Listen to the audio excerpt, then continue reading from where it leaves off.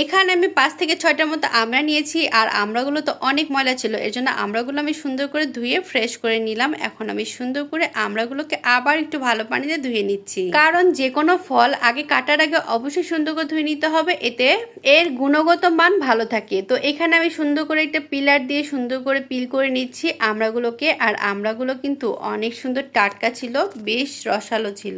এখন তো শুধু সিজন চেঞ্জ হচ্ছে আর মানুষের জ্বর ঠান্ডা শুরু হয়ে গেছে, তো আমরা খালি কিন্তু জ্বর ঠান্ডা ভালো হয়ে যায়। আপনারা কিন্তু চাইলে এভাবে সুন্দর করে আমড়া মাখা করে দিতে পারেন, বাচ্চা থেকে বড়রা সুন্দর করে খাবে আর খুব মজাই লাগে। এমনকি আমারও খুব ঠান্ডা কাশি মানে জ্বরও আছে, তো আমি ভাবলাম যে আমড়াগুলো কেটে সুন্দর করে এভাবে মাখিয়ে খাই আর আপনাদের সাথে শেয়ার করি। আমড়াগুলোকে আমি সুন্দর করে এভাবে ছিলে নিয়ে আর ছুরির সাহায্যে আমি সুন্দর করে এভাবে স্লাইস করে করে কেটে নিচ্ছি।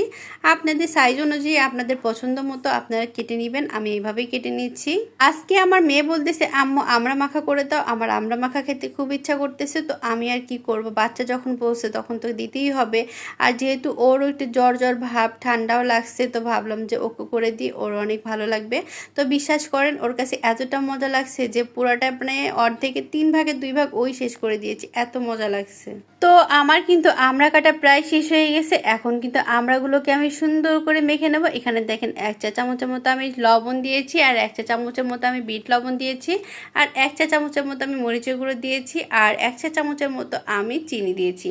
এখন সুন্দর করে এগুলোকে মিক্স করে নেব। আর এভাবে আমড়া মাখা খাইতে কিন্তু আমার কাছে ভীষণ মজা লাগে। আপনাদের কাছে কেমন লাগে অবশ্যই কিন্তু কমেন্ট করে জানাবেন। আর আমার ভিডিওটা কে কোথা থেকে দেখছেন অবশ্যই কমেন্ট করে জানাবেন, যাতে আমি আপনাদের বাড়ি গিয়ে সুন্দর করে ঘুরে আসতে পারি এবং আপনাদের সাথে খুব সুন্দর একটা সম্পর্ক তৈরি করতে পারি। তো দেখেন আমি কিন্তু আমড়াগুলোকে সুন্দর করে মেখে নিয়েছি চামচের সাহায্যে, আপনারা চাইলে হাত দিয়ে মেখে নিতে পারেন, তবে আমি মনে করছি যে আমার চামচই যথেষ্ট, এর জন্য আমি চামচ দিয়ে সুন্দর করে মেখে নিয়েছি। আমার কিন্তু মাখামাখি প্রায় হয়ে গিয়েছে। আমার আমড়া মাখা দেখেই তো আমার এখনই লোভ লাগছে, যে এতটা মজা লেগেছিল যে আমার মুখে এখনও লোল পড়ছে। মানে এখন যে আমি ভিডিও করে এডিট করে ভয়েস দিচ্ছি, আমার মনে করেন এখনই অবস্থা খারাপ হয়েছে, দেখেই তো আমার আবারও খাইতে ইচ্ছে করতেছে।